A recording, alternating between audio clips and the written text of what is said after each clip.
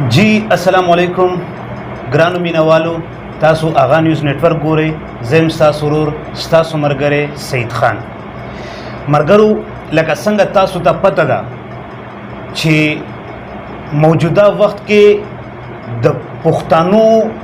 د قومیت باره کې څو خبرې کیږي بیا یو قوم چې کله متفق شي خاص کر دغه مسلې مونږ ته په پښتون قوم کې ډېر زیات ښکاری چې کله هغه متفق شي نو بیچ کې داسې یو مسله داسې یو پرابلم داسې یو شکایتونه پکې برابر شي چې هغه واپس بیا مات شي نو دا داسې کار ولې کیږي آیا دا سوال پیله مونږه جوړو چې دا پښتون قوم راغونډول ډېر مشکل کار دی او دومره په اسانه ماتېدل دا ولې نو په راځئ مرګرو د دې حواله باندې زموږ سره د پښتون تحفظ موومنټ کراچۍ ارګنایزر نور الله ترین موږ سره موجود دی د دې سوالونو به موږ د دې څخه کوو ستا ډېره مهرباني الله دې عزت وکړه خوشحاله اوسې ته موږ له ټیم راکو پیله سوال خو تا نه زه دا ته کومه چې د علي وزیر باره کې چې تاسو احتجاج هم وکړو نو احتجاج په حواله باندې هم ستاسو څه ریسپونس رانغی آیا دا مین غټه مسله څه ده ډیره مننه د ټولو د مخ خواوستي د اغا نیوز چینل موږ ډیره شکریا ادا کوو چې موږ ته داسې وخت راکړي چې موږ خپله رایه واخلي د کومو د دې په باره کې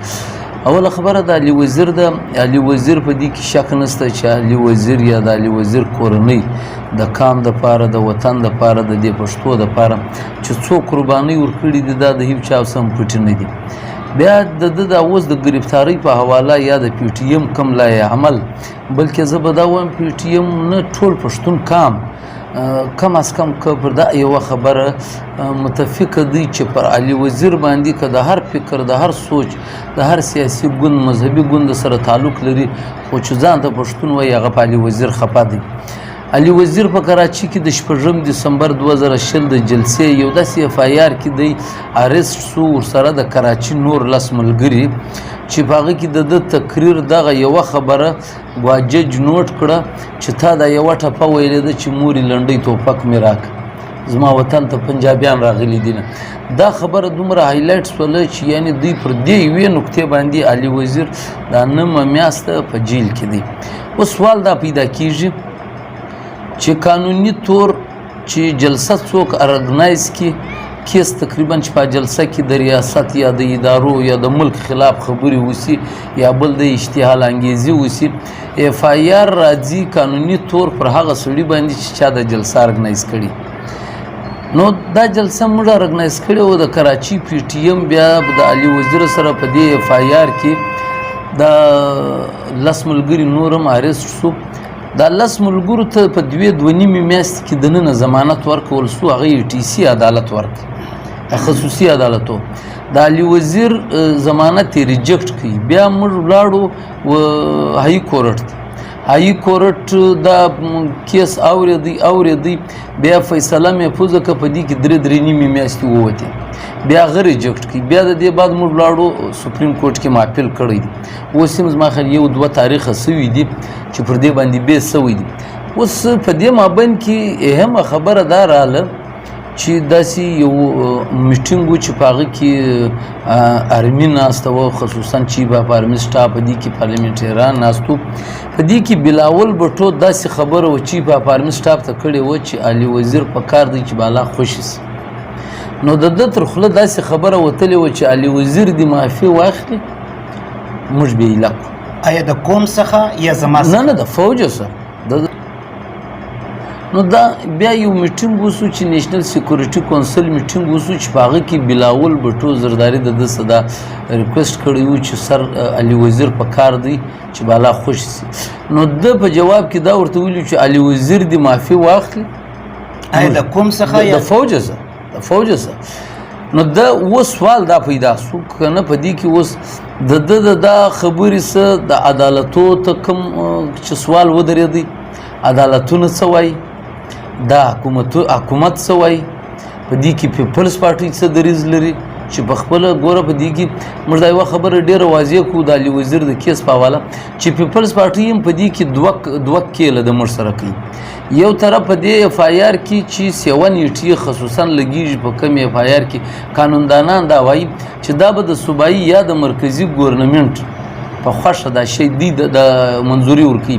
او موږ ته په عدالت کې دا شی واضح وکیل راښکاره کوي چې پر دې د سید غني دستخط دی دا د صوبایي کابینې منظوري باندې دا دفعې لګېدلي دي. او بل طرف ته څوک دا وایي بلاول چې چیف اف آرمي سټاف ته خواست کوي چې دی لک او بیا موږ د وکیلانو پوښتنه کړې ده هغه دا وایي چې بالکل د وزیر قانون صوبایي وزیر قانون یا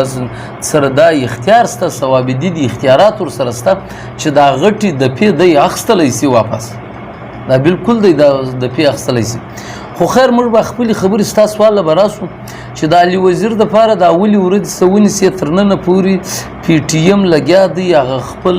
سیاسي طرز باندې موږ خو پی ټي ایم نه جلا او ګراو نه روډو بندول نه حمله کول نه ورونه لګول دا نه زموږ تیره شوولي دي مشرانو نه موږ دا کار کوو. موږ په عام ډېر په ساده انداز باندې ډېر په امن په طریقه د عدم تشدد په تر فلسفې لاندې هغه د زنده‌آباد او د مردآباد تر نارو لاندې موږ به انشاءالله د ولس په کومک د ولس په مدد مخکې احتجاج مظاهرې اوس به پر مخ باندې هم داسې د حلقې د الکا ان ای 50 چې کوم ووټران دي د سپورټران دي دا راولاړ سو مظاهره په واڼه کې اعلان کړه بیا اعلان وکړي چې تر 28 اګست پورې که علي وزیر خوش نه سو موږ به د آینده لای عمل کوو. بیا د دې دغه د ډاکټر ګل عالم وزیر په مشرۍ کې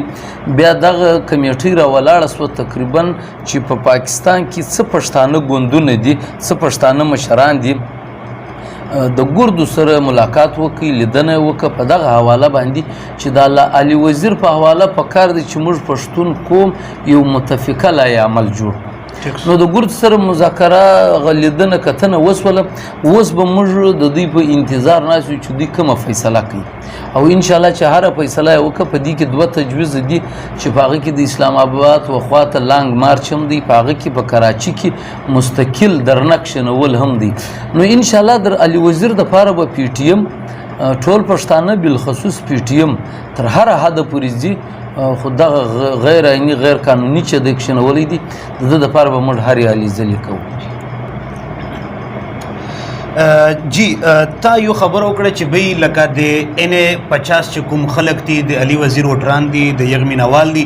یغ د 28 اگست نه بعد دغه اعلان کړی چې موږ به لانګ مارچ کو اسلام آباد چې هر طرف ده نو ماته صرف دا ووایه چې د دې په حواله باندې ټوټل پښتون چې کوم پارټیانې دي د یغې سره تاسو په دې خبره باندې تاسو مشوره کړې ده یا هغه تاسو سره په دې خبره متفق دي که یک یوازې پښتون تحفظ مومنټ وي؟ نه انشاءالله زما یقین دا دی چې ما تا ته په شروع کې وویل چې علي وزیر په حواله د ټول پښتانه کام یو قسم تاثرات دي. علي وزیر د کورنۍ سره دومره ظلم سوی دی چې ټول پښتانه پر ده باندې زړه سوځي او همدردیان یې ورسره دي. دغه لانګ مارچ یا دا درنه که هر څه کېدله دا به انشاءالله د ټول کام د طرف وي ټول سیاسي ګوندونه دا بېله خبره ده چې هغه فرنټ باندې به پی ټي ایم په ولاړې خو دا ټول ګوندونه به انشاءالله تر پی ټي ایم شاته نه وي ولاړ وژه په وژه به ورسره ولاړي او په دا ملاقاتو کې هر سیاسي ګوند پښتانه ګوند پښتنو مشرانو دغسې ځګر سینه ورته ټکولې ده چې انشاءالله د دې غیر عیني غیر قانوني د دا یمیني چې ګرفتاره سوي دي د دې خلاف به موږ ټول وژه په وژه سره درېږو. څو ورځې مخکې د تاسو چې کوم د عوامي نېشنل پارټۍ مو افتاب شیرپا مو محمود خان چغزی څومره پټیانې دغه یو په چرسده کې یو ګرینډ چې کوم جرګه کړې وه باقاعده تقریبا یو 4-5 غنټې هلته کې بیا هغه هم د علي وزیر په حواله باندې دیدو چې تاسو سره به مونږ مرسته کوو د هغې څه غاره و مطلب هغه خو د مزدور کسان پارټۍ چې هغه کومه جرګه راغوښتې وه هغه کې تقریبا د ان پي پښتونخوا مې جمعیت علما اسلام مختلف ګوندونه بیا خاص کر ملي مشر منظور خان پښتون هم ورغلی په هغه کې ډېر ښه حواله باندې د ګران افغانستان په حواله تقریبا هغه ښه مجلسونه پکې شو بیا په هغه اعلامیه کې دغه یو شی ګردو ولیکي چې دغه جرګې کوم اعلامیه وه په هغه کې د علي وزیر په حواله وویل چې دا د ده نیول غیر عیني غیر قانوني دي او د دې د راخوشي کېدو دپاره به موږ دا ټوله جرګه متفقه لایحه عمل جوړوو او د هغه په نتیجه کې هم بیا د ملاقاتونه هم د دوی سره سوي دي او د هغه حل انشاءالله چې هر احتجاج او هر لایحه عمل دا به متفقه وي انشاءالله. اوس به مونږ راځو واپس مینوالو هغه سوال ده چې مونږ د وانټیډو مونږ ته مطلوبه و دا راته وایي د پی ټي ایم مرکزي قیادت تاسو نه ولې بیل شو د دې وجوهات څه آیا د دغه جمهوري پارټي ولې جوړه کړه؟ اصل کې په دې کې خبره بله ده موږ سیاست باندې یقین لرو موږ پر جمهوریت باندې یقین لرو په پاکستان کې بلکې د پاکستان آئین هم د دې هر چاته اجازت ورکړی دي چې هر سړی پارټي جوړولی شي هر سړی تقریر کولی شي هر سړی تحریر کولی شي نو چې یو سړی په دې کې بیا اوس فرق دی ځینې خلک ځان ته یوه لار وټاکي د قومو د کامو د خپل ژبې د وطن د علاقې د خدمت لپاره ځینې انسانان بله لار ځان ته وټاکي نو دا د هر سړي جمهوري حق دی په پاکستان کې دا ټیم 300 غالبا در 300 بالا سیاسي پارټیان رجسټر دي د پاکستان پر نامه رجسټر دي د انصاف پر نامه د روټي کپڑا مقام پر نامه د غریبانو په حواله د مذهب په حواله د قوم د وطن د ژبې پر بنیاد سیاسي پارټیان دي نو هر یو خپل سیاست کوي نو هر یو خپل منشور جوړ کړی دی او خپل ولس ته یې دی ولس بهترینه رایه ورکولی شي د هر یوه منشور د هر یوه کردار د هر یوه گفتار عمل ویني دغه مطابق به درته رایه ورکوي نو اول خو دا خبره کلیر ده چې دلته هر سړی پارټي جوړولی شي بله خبره و چې راله پی ټي ایم مرکزي څوک مرکزي قیادت نه و په دې کې محسن خان داوړ ځان ته پارټي جوړه کړې ده نیشنل ډیموکریټک مومنټ د پښتون تاپوز مومنټ و ټولې دنیا ته معلوم دی د دې په جوړېدو کې محسن خان خپله موجوده دی چې دا د ظلم په نتیجه کې جوړ شو پی ټي ایم د پاکستان چې دا جوړ شوی دی 83 کاله کېږي په دا 83 کاله کې دومره ظلم وسو پر مظلومو قومو بالخصوص پر پښتانه کام د ریاست د خوا چې دومره ظلم د دې مثال د دې نه په کشمیر کې بیا ته پیدا کولی سي نه په فلسطین کې پیدا کولی سي چې دومره ظلم وسو د په زراو انسانان ملکان خانان ایجوکیټډ ځوانان زموږ وکیلان لیکچراران درداهانه پورې ډېره بېادبي ماپ چې زموږ عزتونه هم محفوظه نه سو پاتې کورونه بازارونه هر څه وران سو او دا ولس اخري کې دومره شعور پیدا کوي په دې ګردو حل ظلم په دا ډرامو کې په دا ظلم کې چې په هر څه باندې ورسېدلو چې دا ظلم د ما سره څوک کوي ولې کېږي یعنی که زه د سواتو د باجوړو د وزیرستان مثال تا ته خالی درکم چې حالت د طالب په نامه یا د شریعت په نامه خلک چا پیدا سپورټران یې څوک او نشانه څوک جوړ سو د دې که بیا په پاکستان آرمي را ولاړه سوله یا ریاست را ولاړ سو د دې دهشتګردانو خلاف یې اپریشنونه کړي دي د هغه اپریشن په نتیجه کې څوک بې کوره سو څوک خراب سو عام پښتون ولس خراب سو نو دا پښتون ولس دا ټول دا اچیش ولاړی اثر تر جنوبي پښتونخوا پورې ورسېد دا اثر کراچي په پښتنو پرېوتی ولې چې هلته حالات خراب سو د کراچي د هغه ځي پښتانه رالو په کراچي کې یو قسم پناه واخیستله یو قسم دلته چې بیا د پولیسو د خوا د رینجرزو د خوا د دوی سره کوم ظلم و زیاتوب کېدی د شناختي کارت په حواله په کوم حواله د طالب په نامه راوانور ستا و مخ ته دوی چې دا سړی معمولي SSP چې پر دا د طالب نوم د کیش کوي د دې نامه باندې د څو د پښتنو روپۍ واخیستې څو پښتانه یې دلته شهیدان کړو دا ګرد هغه تسلسل و نو دا ګرد ظلم چې وسو د دې ظلم په نتیجه کې چې اخر کې په کراچي کې نقیب شهید دغه روانور د لاسه شهید سو دغه لاوه پټاو سوله هغه د پښتنو په سینه کې چې اور بل و دا ظلم لیدی دغه لاوه پټاو سوله او په اسلام آباد کې چې کوم د MTM خپل ځان ته مطالبات راغلي په اسلام آباد کې ځوانان هغه په پی ټی ایم بدل شو او په دې کې اکثریت د پښتنو ګوندونو وو د پښتنو پښتانه سټوډنټس پکښې وو. بخښنه غواړم نو نن دا ولې دغه نوبت راغی چې در باندې راځم نو دا چې جوړ سو بیا دغه ذمهواره خلک کښېنستو چې په دې کې منظور خان پکښې دی په دې کې علي وزیر پکښې وو په دې کې محسن خان پکښې وو ورسره نور اکټیو کسان چې ډېر درانه حاجي صمد غوندې انسان نور علمزیب مسعود غوندي پوه انسانان نور د جنوبي پښتونخوا تکړه ځوانان هلته دا کم د سوات د مردان صوابۍ د چارسدې ډېر اکټیو کسان دا سره کښېنستو د پی ټی ایم د چلولو یو ترتیب یې کښېښاوی چې دا تحریک به موږ څنګه پر مخ بیایو. دا یوازې خو ظلم پر وزیرستان نه دی سوی یوازې ظلم پر باجوړ نه دی سوی دا دلته پر ټول پښتنو سوی دی په پاکستان کې. نو بیا و پی ټی ایم ته د ولس د خوا دومره زیات داد په پښتو کې چې ورته وایي و داد ور ورسېدی دومره سپورټ ورکول سو د کام د خوا چې په افغانستان خلکو دا شی سپورټ کوي چې یاره دا زموږ د ټول افغان ملت دپاره دا یو ښه شی کېدلی سي د یو ښه سباون زیری کېدلی سي. خو په دې کې یو خبره ده چې دا ټول ولس په دې کې قرباني زیات او کمه د هېچا ده نسته چې چا زیاته قرباني ورکړه چا کمه قرباني ورکړم بس دا ولس را ولاړ سو په خپله یې نارې کړې چې منظور په کار دی منظور پښتون زموږ رهبر دی او دا پی ټی ایم سره موږ تګ غواړو. په دې کې مختلف سیاسي ګوندونه په دې کې مذهبي ګوندونه په دې کې نیوټرل کسان هغه سټوډنټس چې هغه سره و سیاست ته بد ویل و زنده‌باد و مرداباد ته بد ویل هغه رالو د پی ټی ایم تر چترۍ لاندې کښېنستو چې دا پی ټی ایم دا زموږ د کونډو دا زموږ د رنډو دا مظلومو یتیمانو که انصاف راوړي دا شی بیا راوړي. دا پی ټی ایم وچلېدی او پی ټی ایم په ډېره کمه وخت کې وکام ته یو نتیجه ورکړه. نتیجه یې دا ورکړه چې د بده مرغه زموږ په پښتنو کې نفرتونه زی خیلی قبیله باندې تقسیم یو خو دا شی تر ډېره حده ختمه سو ټول پښتانه رالو یو د بله سره وژه پر وژه ودرېدو. یعنې که به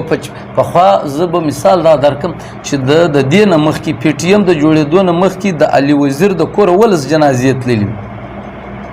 زه یو سیاسي کارکون زه ولکه په خبر کینې زه یو سیاسي کارکون زه دومره نه وم د علي وزیر د کوره څو کسان مړي دي پر چیش مړي دي چا وزلي دي دغسې به نو د چمن د لورلایي د ژوب د پښین بل سړی څنګه په خبر و ډېر خلک به دې نه خبر نه پر دې احتجاج سوی دی نه کام پر راوتلی دی مګر د پی ټی ایم د جوړښت بعد د هغه کوره بل شهید ورکول سو سردار عارف وزیر شهید په پاکستان کې خو پښتانه پرېږده د دنیا په څو ملکو کې د ده دپاره غیبانه جنازې د ده دپاره احتجاج د ده دپاره هلې ځلې چې وسوې نو دا د پی ټی ایم نتیجه و دا د دې ښه ثبوت دی چې کام ته پی ټی ایم ډېره ښه نتیجه ورکړه په ډېر کم عمر کې. بیا ورسره که د موږ د چیک پوسټو د راواخو که موږ بیا بالخصوص د کراچي ښار د راواخو دومره د ظلم او د جبر ښار چې پولیسو رینجرزو یا د نورو ادارو پخوا په دې ښار کې د پښتنو سره کومه رویه کوم ظلم کوئ په هغه ظلم کې موږ دوی ته خپله په کراچي کې ژوند کوي موږ په کراچي کې ژوند کوو په دا کې 80% فرق راغلی دومره نرمي شروع سوه اوس وړل خلک بند سولو اوس که زه تا ته یو کوچنی مثال درکم چې بله ورځ په سورابګوټ کې لږ عمر مخکې په سورابګوټ کې پولیسو والا 2 پښتانه ځوانان وویشتو 2 پښتانه ځوانان یې وویشتو اشاره یې ورکوله دوی موټرسایکل ودروي دوی سټیټ فایرینګ شروع کړي دواړه وویشتل سو زخمیان سو موږ پی ټی ایم کراچي ورغلو هسپتال ته د دوی په لاس کې اتکړۍ وي هغه اتکړۍ مې په کلاو کې چې زخمی حالات کې تا اتکړۍ ظالمه څنګه ورلګولي دي بیا تا سره څه ثبوت دی چې دا غله دي نه دي تومانچه ورسره په هغه ټیم تا پر هغه وخت باندې جنې میندلې ده تا سره څه ثبوت دی خو دا شی چې موږ هایلایټ کوي موږ سوشل میډیا باندې چې بایي د دې خلاف کار دی دا د راوانور چلونه اوس بند په کراچي کې نو کور یې د هغه پولیسو ودان د ذمهوار خلکو چې بالکل په شپه باندې د هغه پولیسو تقریبا 4 یا 5 کسه وو زه به درته غلط سم چې د هغو خلاف اف آی آر کاټ شو هغه اریسټ شو د دوی نوم دغه ډکیتۍ د چیشه ووتی د دوی خرچه حکومت پر ځان کړه چې د دوی علاج وسو. پس له هغه بیا د پولیس والا د جرګې په طرز د هغه زخمیانو پلرول رالو جرګه یې وکړه، زموږ د پښتنو په طرز نانواتې وکړو، پسونه یې راوستو چې بیا یې 50 لکه روپۍ د جرګې فیصله وکړه، 50 لکه روپۍ جرمانه کړو چې بیا هغه 25 لکه روپۍ هغه پښتنو مشرانو ورپرېښولې، د دوی قدر یې وکړي. نو دا د پی ټي ایم برکت دی. صحیح. دا د پی ټي ایم. نو اوس خبره موږ دغه که محسن خان و که منظور خان و یا د پی ټي ایم ټول که ورکرز و ټول پښتانه پر دې متفق وو چې دغه یو تحریک دی منځ له راغلی دی چې ډېر عمر بعد دا شی د پښتنو منځ له راغلی، د دې څه پکار دی چې فایده واخلو. او دا د اوله سره دا فیصله سوې وه، دا د ټولو په ذهن کې وو چې دا به غیر پارلماني ګوندونه خو ډېر دي. په دې کې محسن داوړ ناست و؟ ټول ناست و. ټول ناستو. دا یو ګوره زه خبره درته کوم، په دې به پښتانه وایي ځینې خلک اوبه خړوي مایان کې نیسي. داسې کام دی حالات دی چې په دې کې به لږ سپېڅلې صفا خبره کوو. ګوره که چیرې پی ټي ایم پارلماني کېدو ته بهتره وای یا کام له فایده راوړلی، زه د یو پارلماني پارټۍ سره ما تعلق درلود تقریبا د 22 کالو سره، بهترینه پارلماني پارټۍ. زه دا دعوه لرم، زه بېګزره نن بیان هم کوم چې پښتونخوا ملي عوامي پارټۍ چې د پښتانه کام دپاره کم منشور کم عین و کام ته ورکړی دي، زما نسي خیال کېدلی چې بل پارلماني پارټۍ دي یا ورکي یا بیا یا ورکړی دي یا بیا ورکي. صحیح. او بیا که پارلیمنت خبره سي، محمود خان اچکزی په خپله څو واره پارلیمنت ته تللی دی، د شهید عثمان کاکړ غوندې سړی یې لېږلی دي، تر هغه بهترین پارلیمنت به نو بیا څوک وکړي. خو خبره دا ده دا درې اویا کاله کې پارلیمنت کام ته فایده نه ده راوړې. بیا دغه ولس چې پر پی ټي ایم راغونډ سو، دا یو دم چې منظور رهبر وګاڼئ، علي وزیر مشر وګاڼئ، محسن پر سر کښېناوئ، د پی ټي ایم هر ذمهواره سړی پر سر کښېناوئ، دا کام چې دومره په جوش و په جذبه راپورته سو، دا د په پارلماني سطح نه دی راپورته سوی. کنې دا پښتانه کام کې هر ګوند موجود و، هغه په هغه باندې ولې نه پسې کېدل. دومره په جوش و جذبه چې پر پی ټي ایم باندې راجمع سو، پر دغه یو 2-3 نقطو باندې چې پی ټي ایم به د پښتانه کام مزاحمتي غیر پارلماني تحریک پر دا بنیاد باندې، او په دې کې تر ننه پورې د هر ګوند خلک پکښې دي. صحیح. دا د کام تحریک وګاڼئ، هر ګوند پښتانه هر ګوند هر وګړي دا ذمهواري وګڼله چې دا زموږ کامي تحریک دی، پکار دی چې په دې کې موږ خپله حصه واچو. او بخښنه دا یو اخري نقطه، پی ټي ایم اول دریځ دا و چې جوړ هم سو، سټارټ د دې ځینه واخیستي چې موږ به پښتون کام نور نه تقسیمو. موږ به کوشش دا کوو چې دا نور تقسیم دي، دا ګوندونه لا به موږ کوشش کوو، جرګه به کوو چې دا ګوندونه سره رانږدې کړو. ولې پښتون کام دا ټیم د یووالي ضرورت دی د تقسیم. زه مثال در کوم، پنجابی که تر موږ ترتۍ بهتره دی یا پر سکونه ژوند تېروي، د هغه سیاسي پارټۍ یوازې. که سندۍ دا ټیم لږ په عزت ژوند تېروي، د هغه سیاسي پارټۍ یوازې جنډۍ یې یوازې. زموږ بدبختي دا ده چې موږ تقسیم یو، دا زموږ چې نقصان سوی دی، موږ چې دا ظلم پر موږ. اصل وجه څه ده؟ یاره اصل وجه به نو زه اوس هر سړی په خپله پوهېږي. پښتون کام خپله مغه دی ډېر اوس الحمدلله سوشل میډیا راله، هغه خپل غمخوره پیژني چې زما د حق خبره څوک. اچھا بالکل دا خبره منم، دا راته ووایه چې په پښتون تحفظ مومنټ کې نور امپاټیان شته؟ بالکل. آیا که دغه یې پکې نو که دا محسن داوړ لکه اوس دغه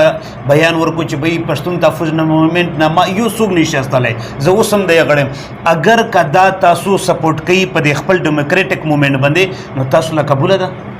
په دې کې بله خبره ده، ګوره پښتون ژغورنې غورځنګ یعنې پښتون تحفظ مومنټ د ټول کام دپاره ده،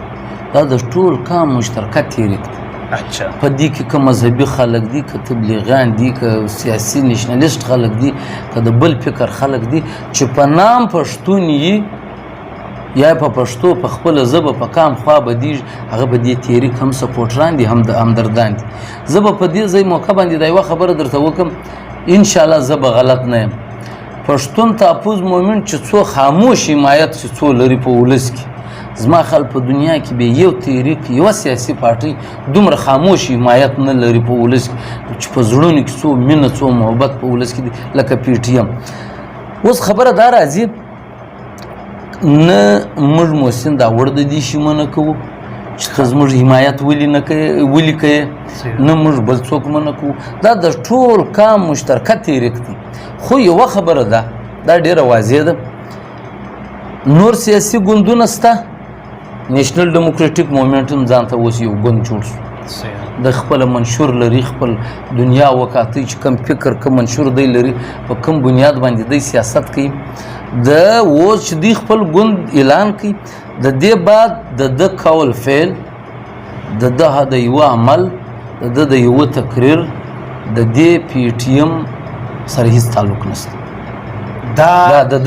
دا ایز کراچی ارګنایزر نور الله ترین دا اعلان کوي. ګور دا زموږ عین دی چې یعنی دی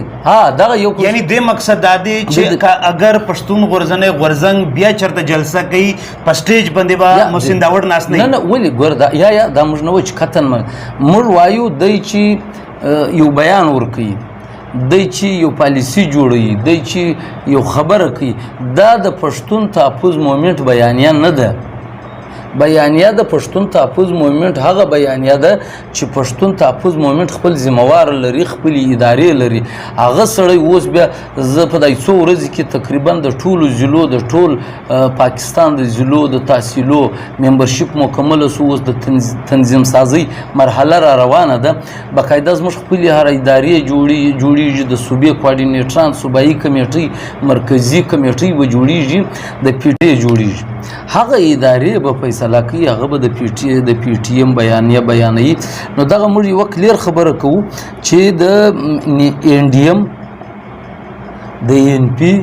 د پښتونخوا میپ، د جمعیت علما اسلام یا د پیپلز د بل پښتانه زموږ سپورټران جوړېدلی شي. موږ تقریر ته یوه خبره وکړه، زموږ سټیج به هر پښتانه ته حاضر دی. زموږ په سټیج باندې په کوټه کې تا د جلسه در ښایم جمعیت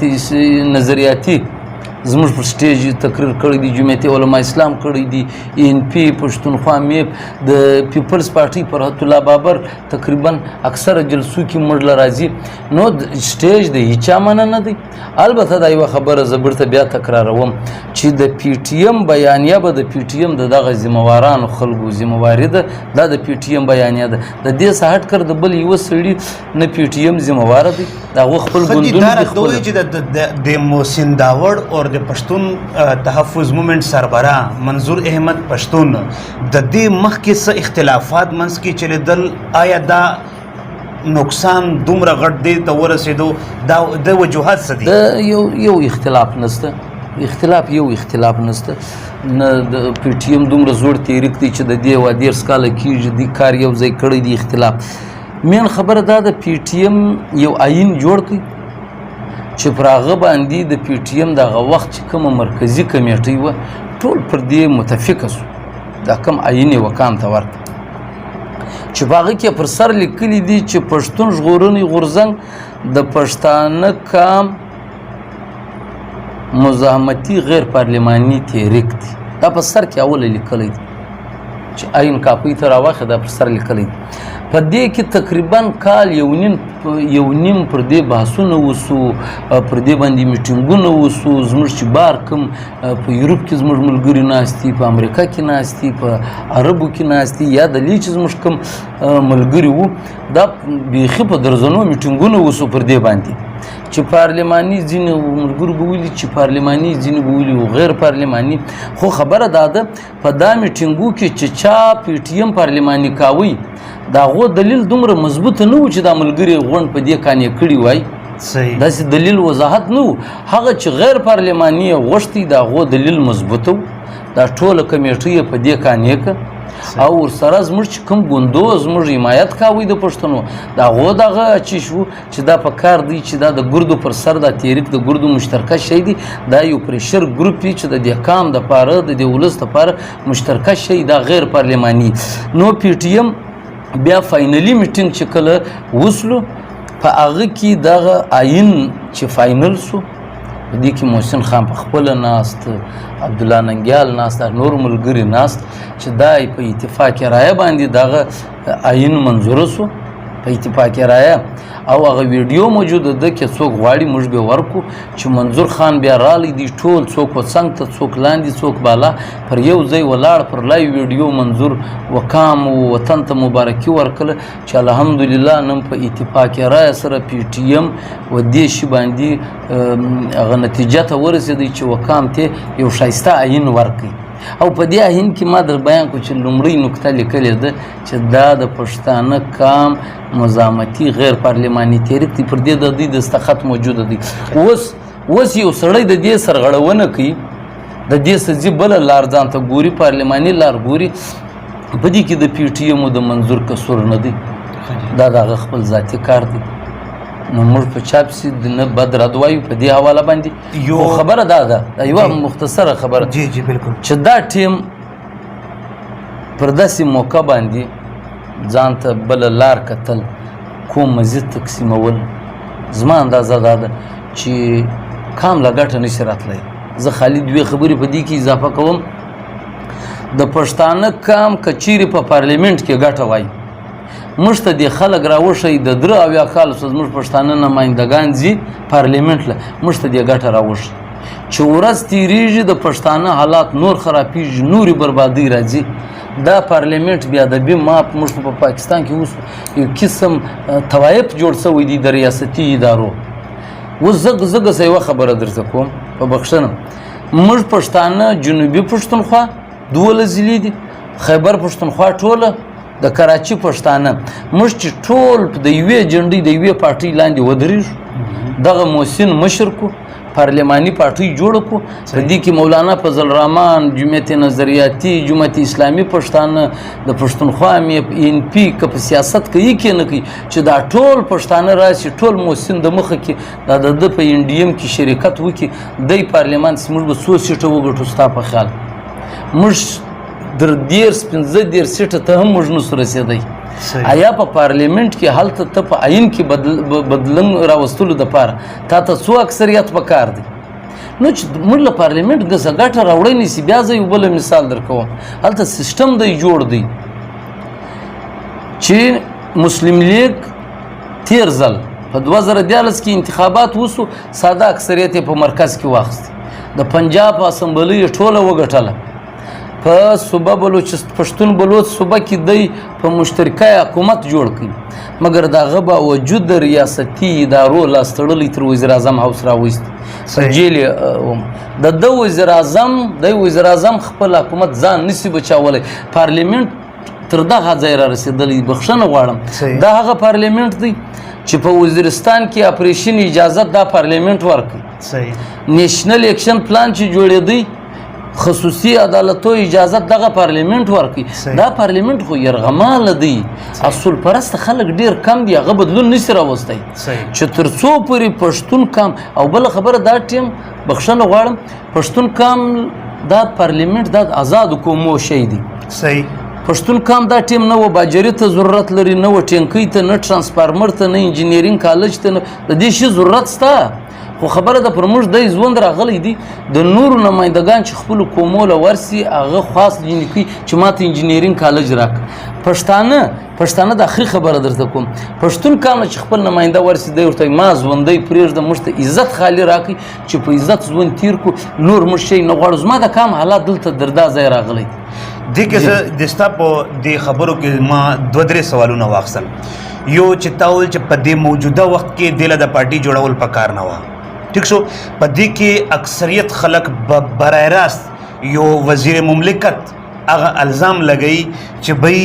افغانستان گورنمنٹ ختم شو هلته نه فند ختم شو نو دوی د مجبورن جمهوریت ته راغلل نمبر 1 نمبر 2 چې کومه تا خبرو کړه چې پښتون کې مخکې پښتانه د دوسې غټ ودی باندې سوک شته نه یې که مونږ ته هلته کې نام کا چرته کار نه کیږي اوس بس تعالی خو مراد سعید پښتون دی علي محمد خان پښتون دی پرویز خټک وزیر دفاع دی ټیک شو چې د پوره د فوجانو هم یو پلاس کې دي بیا شریار افریدي هغه پښتون دی بیا د قومي اسمبلی سپیکر اسد کیسر هغه پښتون دی نو دې کې ته څه ویل غواړې نور څومره تاله څه حکومت نور درله څه درکړي د ریاست اصل کې بل شی دی ګوره یو سوال دا دی چې هسې په ځان ته پښتون وایي دغه خو یو نوم دی ویر سو غټ پښتون عمران خان په خپل هم وایي پښتون ها سوري هغه هم د میوالي وزیر اعظم په خپل پښتون دی خبره د پښتانه نه د ګوره که چیرې دا نمایندګان پښتانه و ځان ته پښتانه ویلی او دی به خود به پښتانه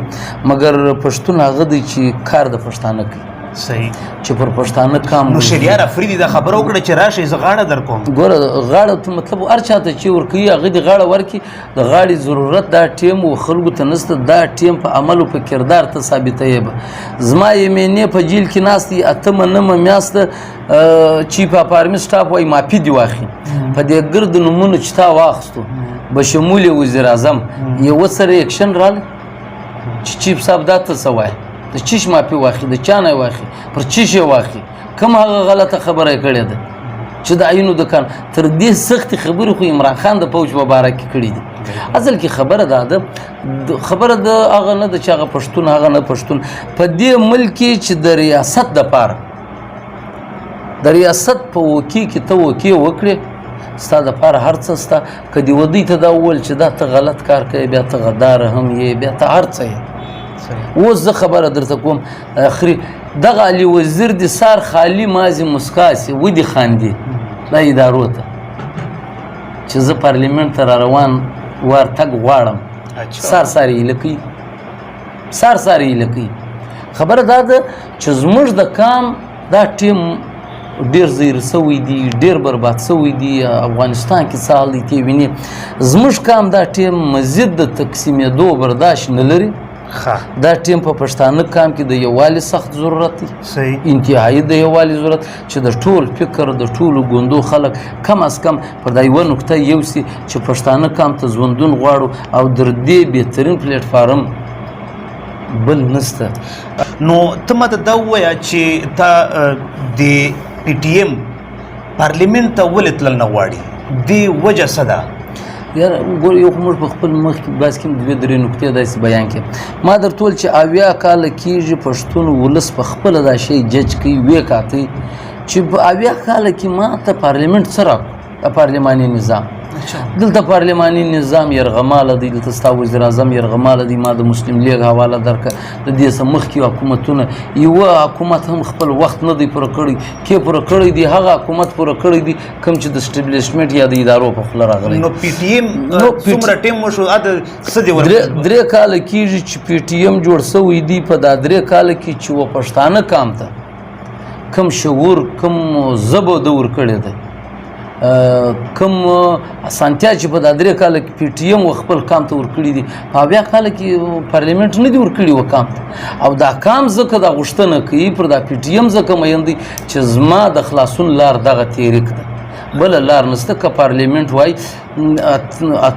اته شپېته ګوندونه دي ګرده پارلیمنت له په وار وار تللي دي په هغه کې به د هغو به زړه غوښتو چې د ولس کار یې کړی وای مګر هلته سیسټم دی سیسټم جوړ دی دی ترتیب جوړ دی ما درته وویل چې دی هلته د حق خبره کوي رښتیا خبره کوي مین شانو